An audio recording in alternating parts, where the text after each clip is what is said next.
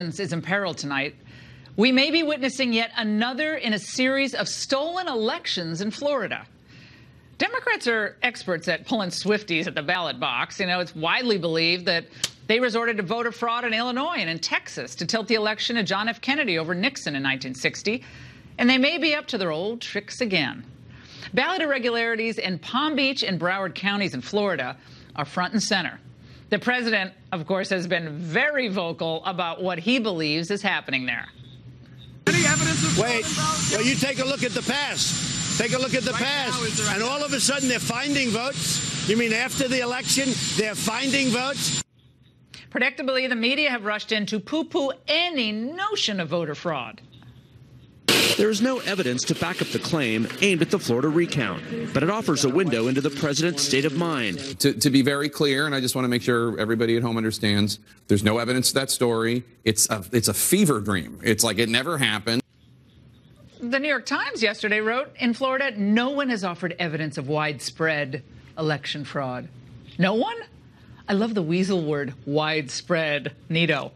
If one or two counties in Florida are engaged in voter fraud, it is widespread. It affects the entire state results and the results, perhaps, of the rest of the country. Let's examine the facts.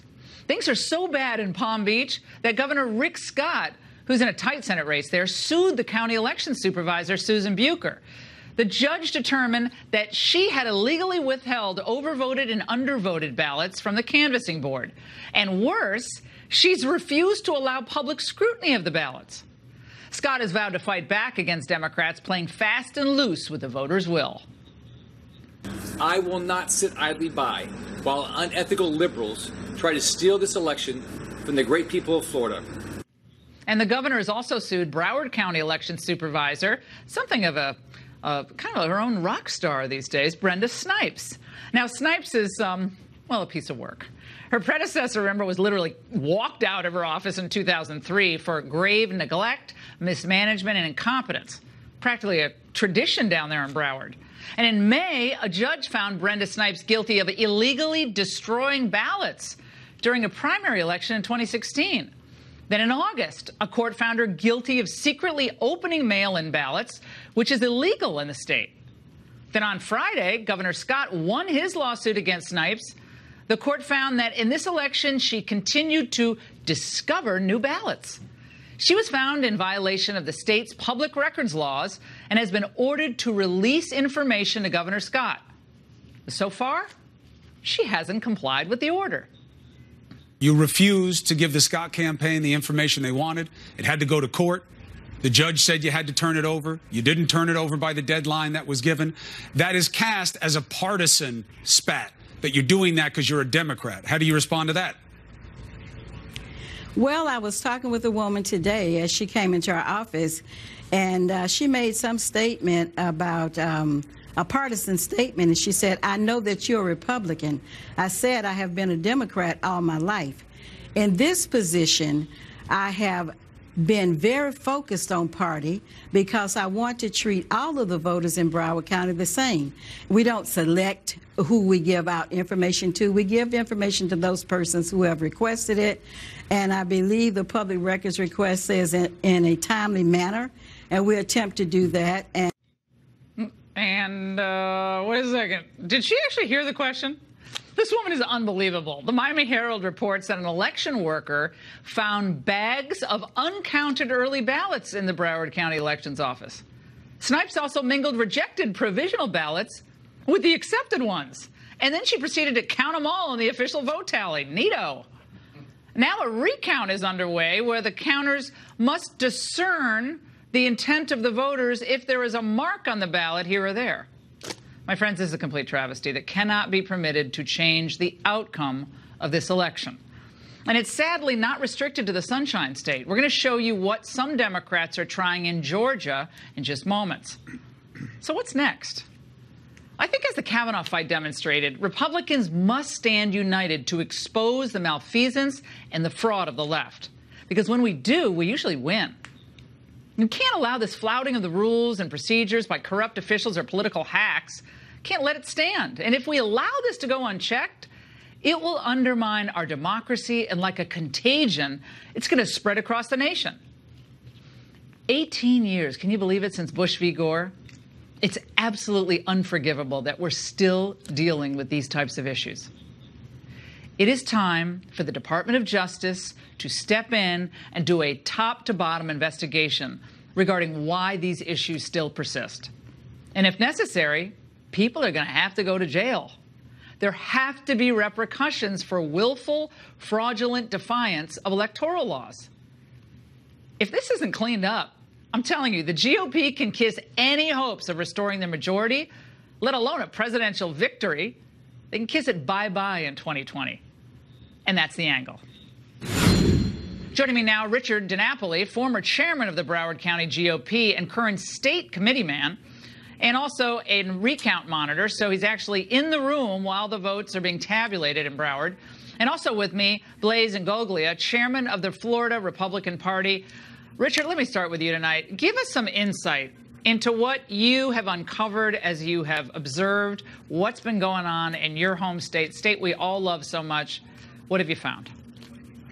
Well, it's a national embarrassment here in Broward County. We've had Brenda Snipes as the supervisor of elections for about 15 years now. And it's just a repetitive problems, one after another. She's faced multiple lawsuits over the years. She has illegally destroyed ballots. She has not followed the law. And there are so many irregularities in Broward County that all confidence in her is lost as a fair arbiter of, an election. And, just myself on Sunday night, an Avis employee from a rental agency at the airport contacted me and let me know that there was a provisional ballot box left in a rental car at the airport, which did contain unmarked ballots in it. So there are a lot of problems here in Broward County, and no one has any confidence in Brenda Snipes. Okay, so a box of unmarked ballots. What could possibly go wrong with that? Just floating around in a rental car. Are they supposed to even leave the polling places? I mean, it would seem like, that's like having a test floating around, SAT tests floating around in the back of cars or something. That's just, obviously a lot worse than SAT tests, but it's just ridiculous. Blaise, I want to go to you. It is totally ridiculous. Yeah, Blaise, I want to go to you because Snipes seems to be in willful disobedience of court orders. She just simply doesn't care. She's making $178,000 a year. I think she got a 10-20% salary bump up in 2016, so she's making pretty good coin for screwing up another election. But why should anyone have faith in this process here? And yet all these media outlets say, oh, there's no fraud at all. Look the other way, no fraud. Yeah, Laura, to your point, the Florida GOP, we sued Brenda Snipes after last election because we saw a lot of the same stuff happening this election. We got a order from a judge just telling her to basically follow the law. It was nothing more than just follow the law. Supervisor Snipes then went to court asking them to lift that order, and we had to go back to get them to put that order back in place for this election.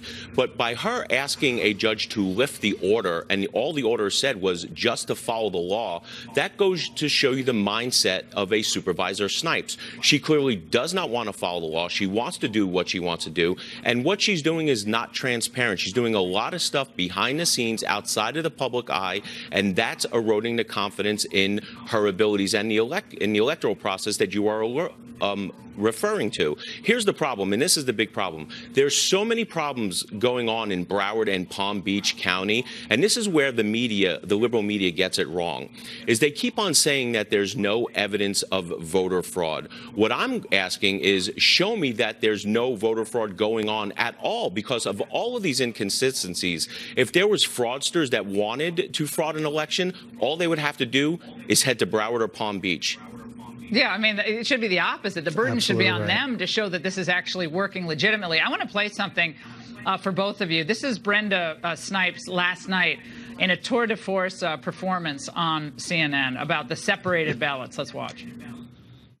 Your critics point to 22 rejected provisional ballots that were put in with a batch of 200 valid ones. There were 25 ballots in question, not 21, and those 25 ballots had not been counted as of today.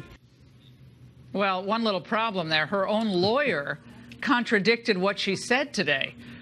This guy, Pettis, says he told reporters following the Saturday deadline to transmit Broward's results that the canvassing board had, in fact, included those provisional ballots in its count. The 205 previously open provisional ballots, are they included in the numbers sent to the state or not? Asked a reporter. Yes, they are, Pettis responded. They have been included in that process, but there's no way to separate out valid and invalid, correct? I'll go to Blaze or Richard.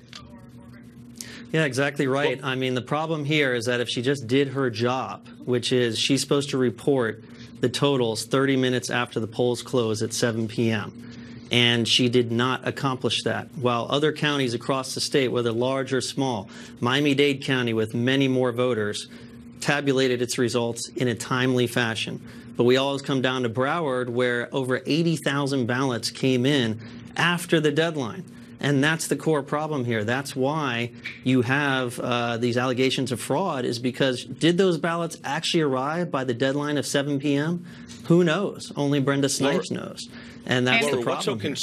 What's so concerning about what Brenda Snipes just said is that she either has no clue what's going on, or she's blatantly lying to everyone in that clip. And just think about this for a second. Brenda Snipes took illegal ballots and willingly mixed them with legal ballots. Just think about that for a second. This is a supervisor of elections. It was such a bad job and such incompetence that they could not tell which ones were legal, which ones were illegal. So they were just like, you know what? Let's just throw them all together. That's the problem. And that's one of the reasons why the Florida GOP, we have been fighting so hard for transparency, because unless we know exactly what they're doing behind closed doors, we're never going to know what they're doing. We have no idea. You're never going to know, guys. And I'm telling you, Republicans will never win Florida again unless this stuff is cleaned up. Right. It is. I mean, every day I keep saying, I can't believe this is happening. But it seems to get worse on a daily basis. They want to extend the deadline down till next Tuesday. Into some of the recount. They wanted to keep extending the deadlines and all these lawsuits because they think they'll find the votes. Trump is exactly right, guys. But Laura, that's because they cannot win unless they litigate their way to a win. Look, there's not enough votes out there. You know, we had 41 of 67 counties report today for the machine recount, and Bill Nelson only increased his vote total by 49 votes. At this rate, Bill Nelson will pass Governor Rick Scott. In the year 3648, yeah, this all has to be, race is over. This is ridiculous. But I think the feds have to come in. The state's not cleaning this up. By the way, again, some people might not already know this, but Gillum and Nelson's lawyers are fighting to include non-citizens in the vote in Palm Beach, I guess in the recount. So we saw that in Palm Beach in the transcript, Laura. Yeah. So that's in the transcript that came out, a couple days. Unbelievable, guys. And the real battle has yet to begin. Yeah, exactly. Thank you for explaining this.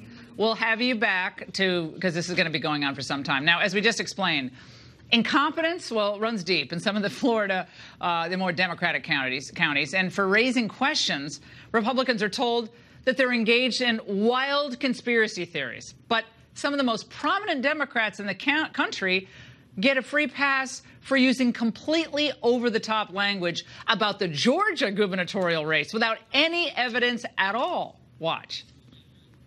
If Stacey Abrams doesn't win in Georgia, they stole it. It's clear. It's clear. And I say that publicly. It's clear. I think that Stacey Abrams' election is being stolen from her using what I think are insidious measures to disenfranchise certain groups of people. And if she'd had a fair election, she already would have won. No media concern about that. Here now, David Bossie, Deputy Campaign Manager for Trump 2016, and, of course, Fox News contributor, and Dan Bongino, former Secret Service agent, NRA TV host. Dan, let's start with you. If the GOP is subverting the rule of law in Florida by asking folks to follow actual election law, what are the calls, what do you call this from the Democrats in Georgia? Well, I'm not surprised Hillary Clinton thinks Stacey Abrams is the governor. She thinks she's the president. I mean, she thinks legitimately that she won that election. Hillary Clinton's still confused, Laura, that the Electoral College is how we elect presidents and not the popular vote. So none of this is stunning. But this seems to be this is what the Democrats do now. This is their new M.O., Laura. They lose the Senate. You'll see a bunch of liberal outlets, the Vox type, Vox with a V. Every time I say that, someone says, why are you talking about Fox? Vox. You'll see them say, well, we got to disband the Senate. This isn't working. The Supreme Court, they lose the Kavanaugh thing. We got to stack the courts. These are the Democrats. They don't take fidelity to the rule of law seriously. And one more thing on this, Laura. You know, we had a bad night. I mean, Republicans, let's just accept it. It wasn't a great night. It wasn't a total wipeout, but it wasn't a good night. You know what happened, Laura? Everybody went to work the next day. They took their kids to the soccer games. No one was bashing the Starbucks in like Antifa. Liberals, just get over it, okay? The Georgia race is over. You lost. All right, Dave. We are going to get into some of the real numbers in that House later on with McCarthy and Scalise. But this Georgia stuff is toxic, what they're doing, because they're actually intimating a whole lot of negative things on the left against Brian Kemp to almost delegitimize him before he's inaugurated as the next governor of Georgia. They're trying to do to Brian Kemp what they did to President Trump right from the first day. He's not a legitimate president. Not our president. He's not our president. He did not win a rightful election. And therefore, for the last 2 years, they do not respect him. They bash him. They try to further delegitimize him. And they're going to continue to do this in Georgia. They're going to try to do this to Rick Scott in Florida. They're doing it across the country. We see this.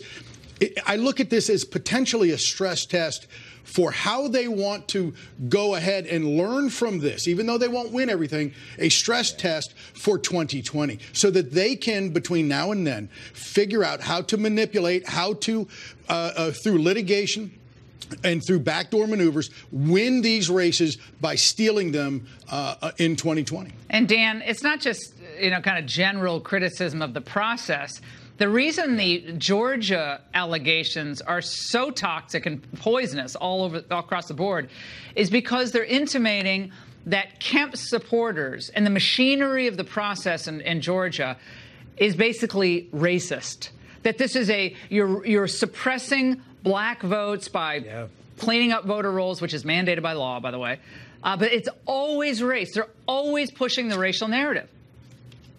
Yeah, Laura, it's really disgusting that you're seeing this down in Florida as well with Gillum, the Democrat nominee, who was, listen, he was on the campaign trail. He worked hard. He lost fair and square. But the narrative in Florida now is, well, there was some racial politics involved and Florida wasn't ready for a black governor. Laura, Florida voted for Barack Obama twice. Right. I wish they hadn't, but they did. It's just such a stupid narrative, and it's really pernicious, and I'm glad you're bringing this up because it's such – Laura, a serious question. Is there anything worse to call someone in the country than a racist? And the liberals know that. They know this is nonsense, and it's really, really sad they keep ripping the country apart, going back to identity politics. And, Dave, you keep thinking it's not going to go lower.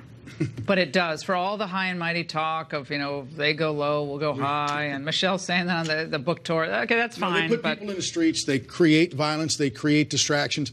Look, if it was me, if I was Ron DeSantis, I'd be firing this woman, Brenda Snipes, in one of my first actions on the job, because no one in Florida, no matter what side you're on, can have confidence in this But woman. Why did Rick Scott let her stay there? I think that's a question for a different day. But I think the new governor coming in with a clean slate can make moves. I hope he does, and he needs to take very seriously what steps he needs to take to make sure Florida's vote in 2020 is clean. Right, but if the states can't get this done, there should be a Voting Rights Act investigation undertaken by the Justice Department. Maybe Mueller could take this over. I don't know.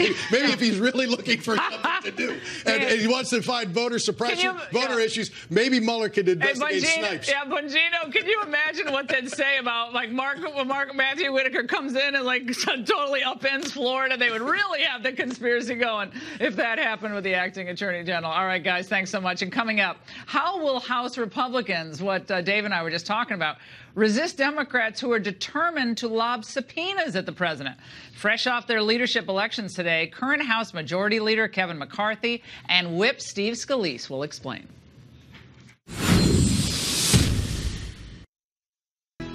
Now, one of the lessons to be learned from the midterms was the failure of RNC and GOP party leaders to highlight the races that really mattered.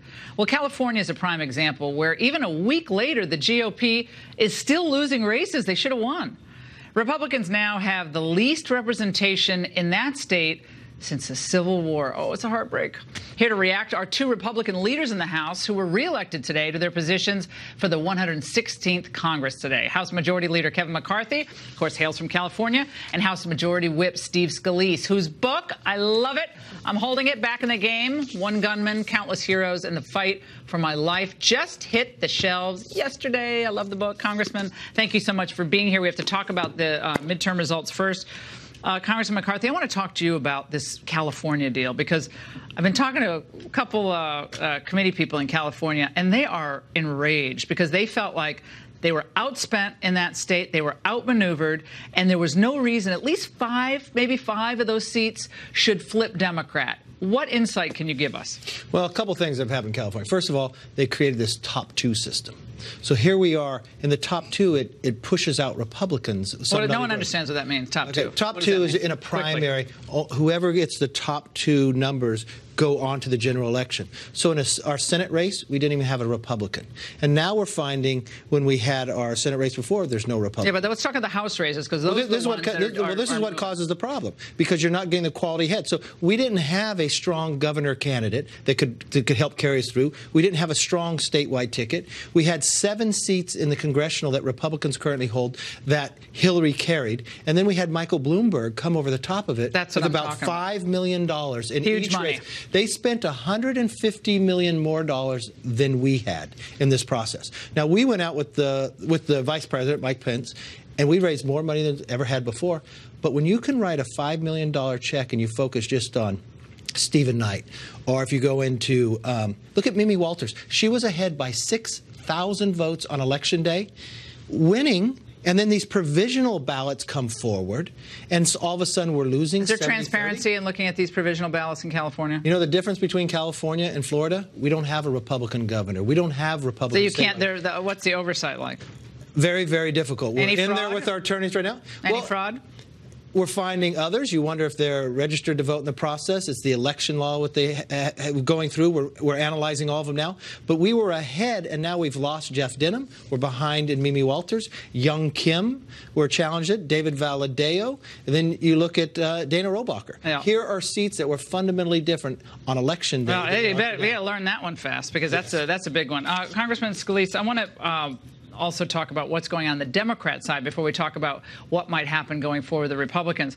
There's a lot of pushback against Nancy Pelosi becoming the next speaker. You all can vote in the speaker's race, right? It's for everyone to vote. Would you support Nancy Pelosi? Will you announce your support for Nancy Pelosi as speaker tonight? I think they deserve Nancy Pelosi as speaker, but I sure don't want to see it. I went through 2.5 years of Nancy Pelosi as speaker, and I came in not long after Kevin, and she was speaker, and you saw what she did to the country. I mean, they ran through Obamacare with the famous, you got to pass the bill to find out what's in it. They did cap and trade in the House. They did. Yeah, but isn't it more radical than she, right? The next person could be worse. Their party's even further left. You saw. So why wouldn't you want Pelosi?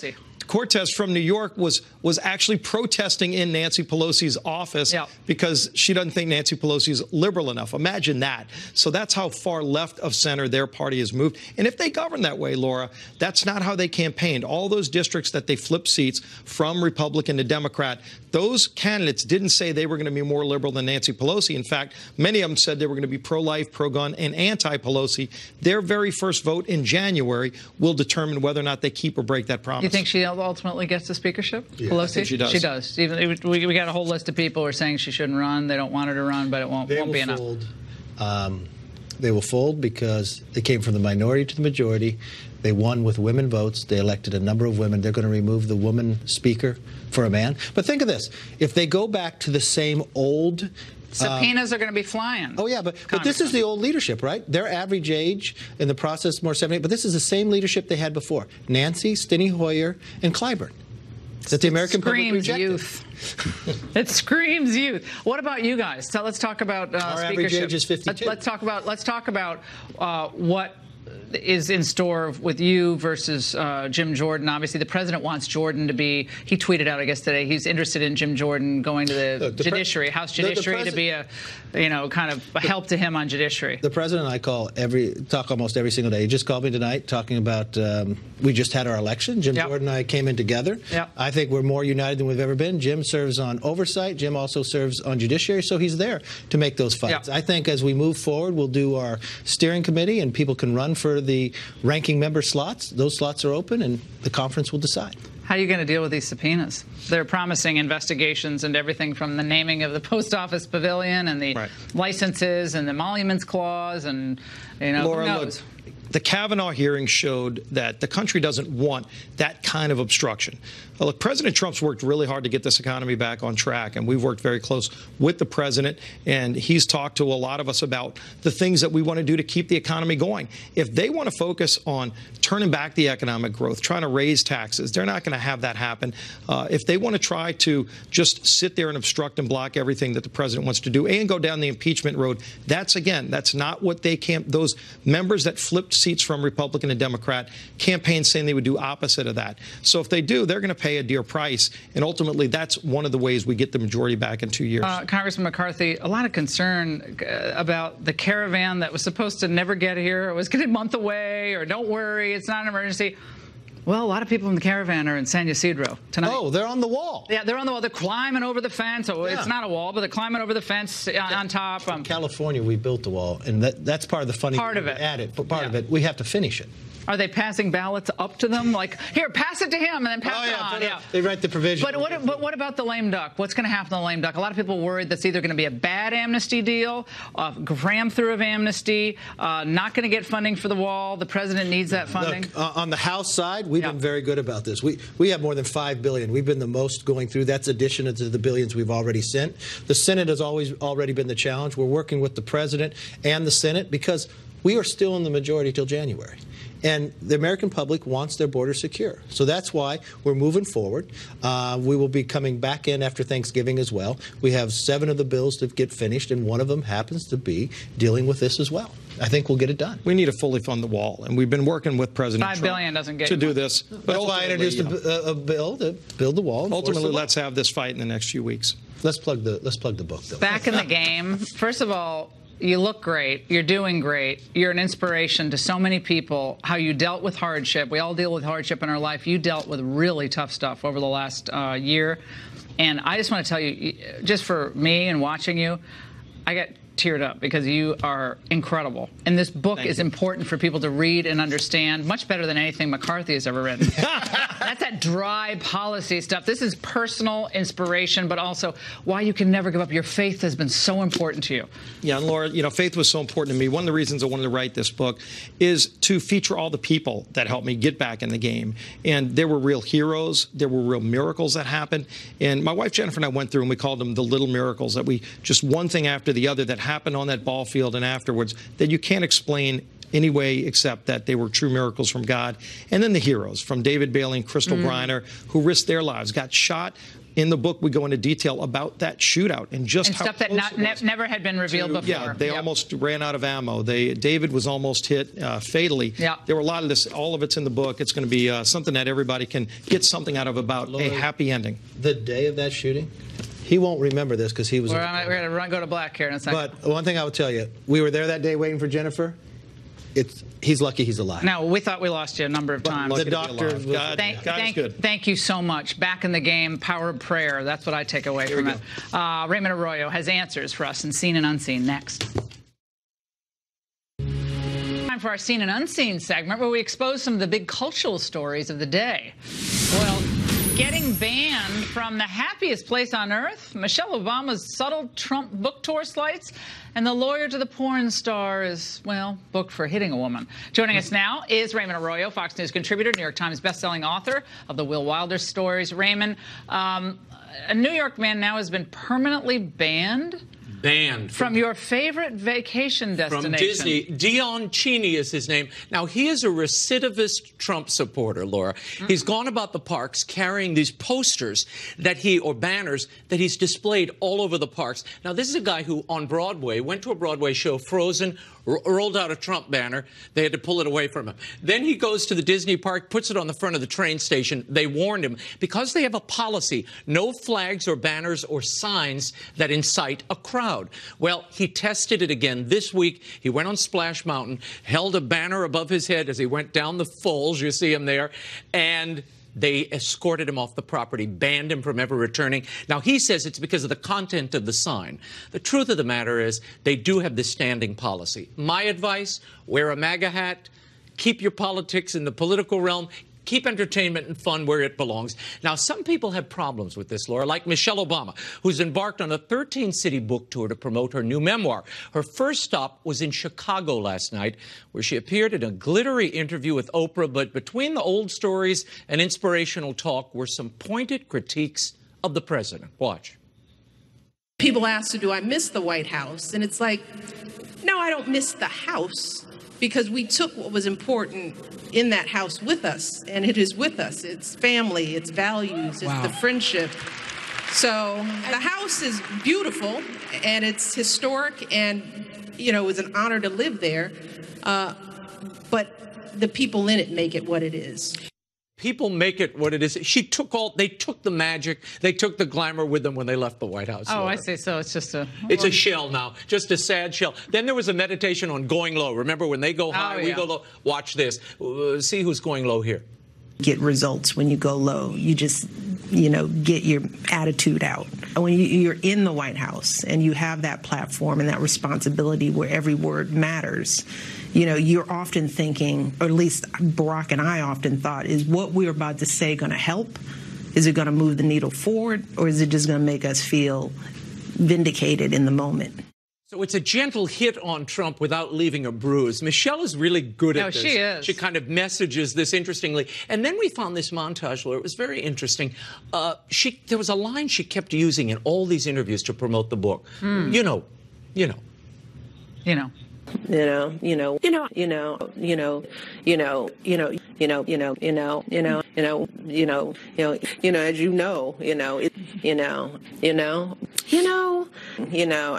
writing your book, Barack is, 55 times she used in that interview. She says it's like a lot, too. Well, maybe she should change the name of the book from Becoming to,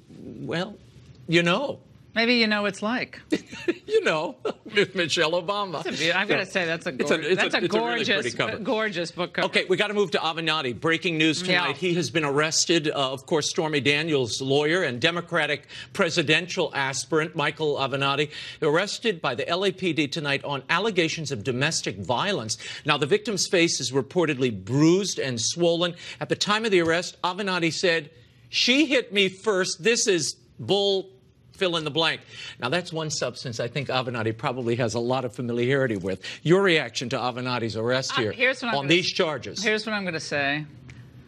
Just because he takes conclusions with no evidence, I am not going to do that. I am a former defense lawyer, and I don't like the idea of convicting someone on an allegation. I don't know enough about this case. So don't believe the victim without proving it. I want to see some more. I don't see anything. TMZ has a thing, and it is interesting. The man that they raised up, that he was going to take Kavanaugh down, Trump down. I'm still waiting for the two witnesses to spiking the punch bowl. Remember, like, I have two witnesses. They're going to come out any day now. And there's a criminal referral, by the way, against him. That guy is, come on. I mean, Tucker had the best description of him. I mean, but that having been said, you're not convicting him yet. I don't convict people. Remember, I stood up for Al Franken just because he had that weird picture. I didn't like that. A merciful Laura Ingraham, It's like, his unpopularity might have cost the GOP a Senate seat in Arizona. And now Jeff Flake is trying to further harm his party before he leaves. Ken Starr and Andy McCarthy are here to sound off next. Thanks, Raymond.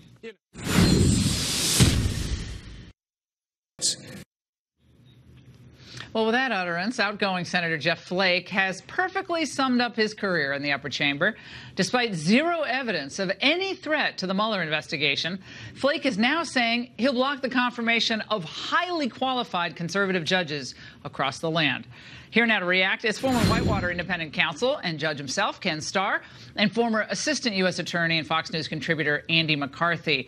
Andy, you think this bill that Flake and his newfound Democratic buddies are offering is unconstitutional. Explain.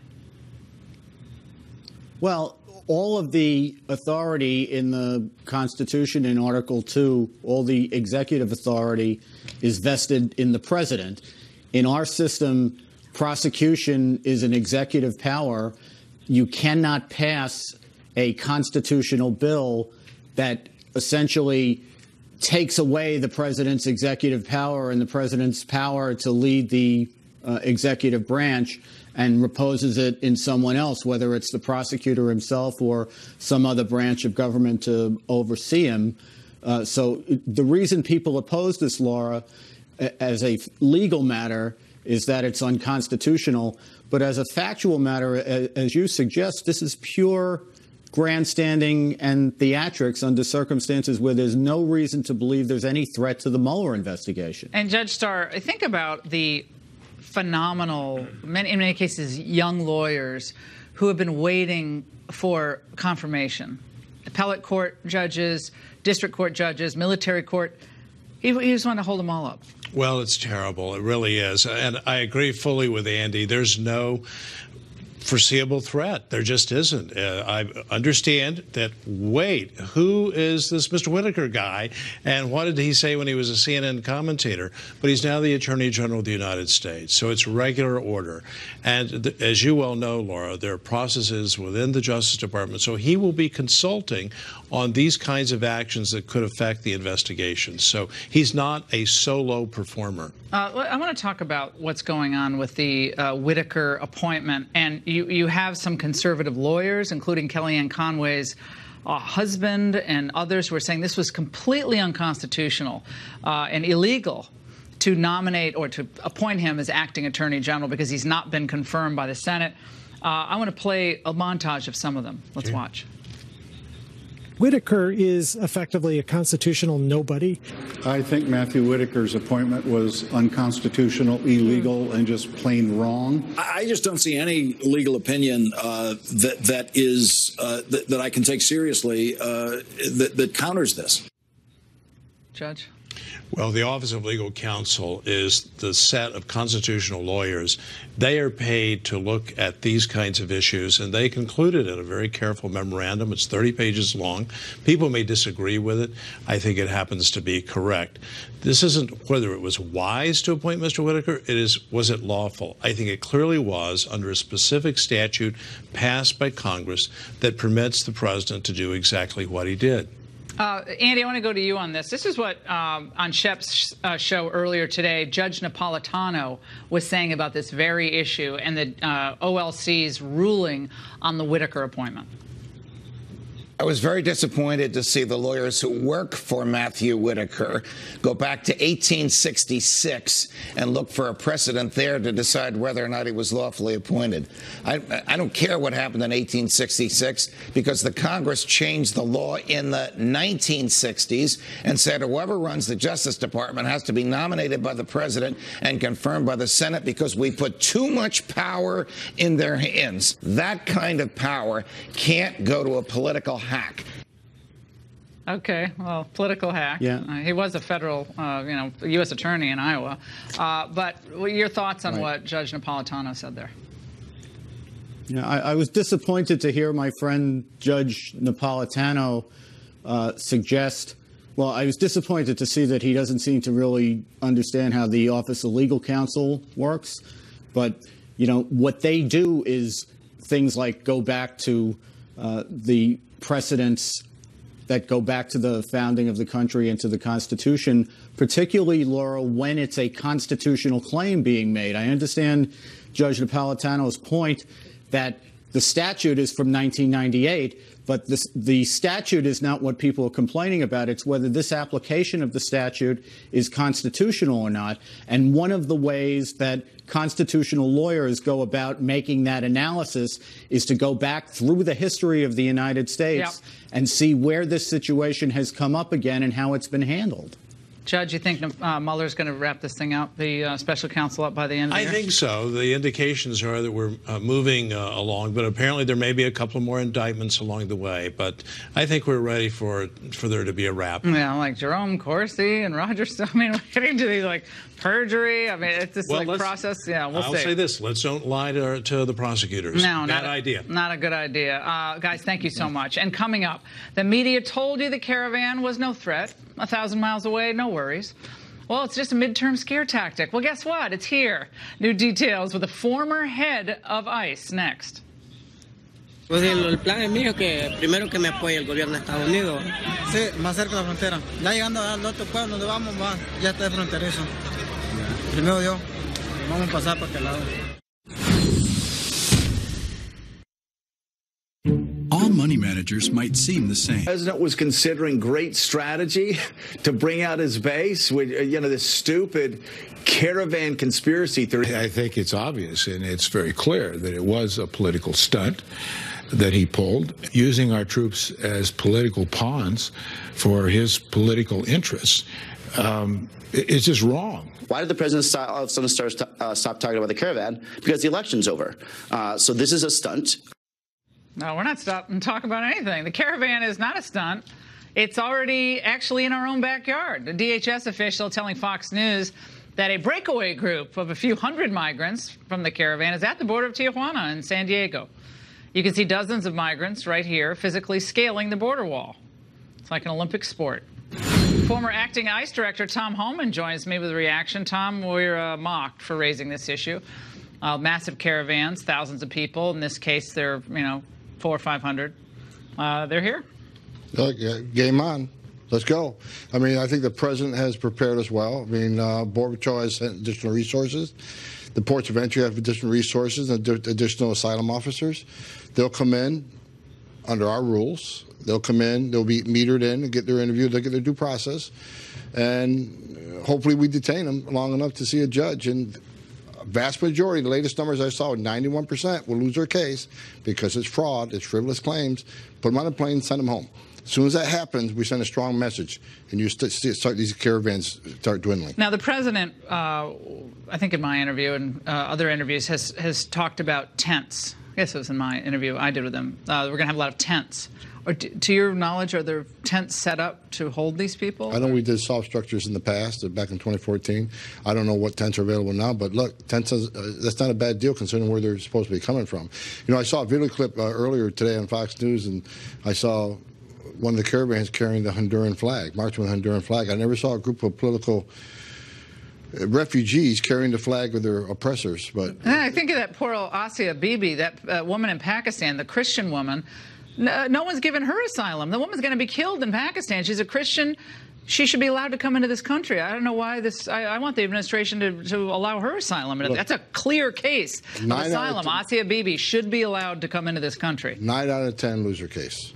So that's a clear example. They're just taking advantage of a threshold in the system. They're coming here to America. If they're escaping fear and persecution, they could have got asylum in Mexico. Now, the president likes what you say on this issue. You're no nonsense.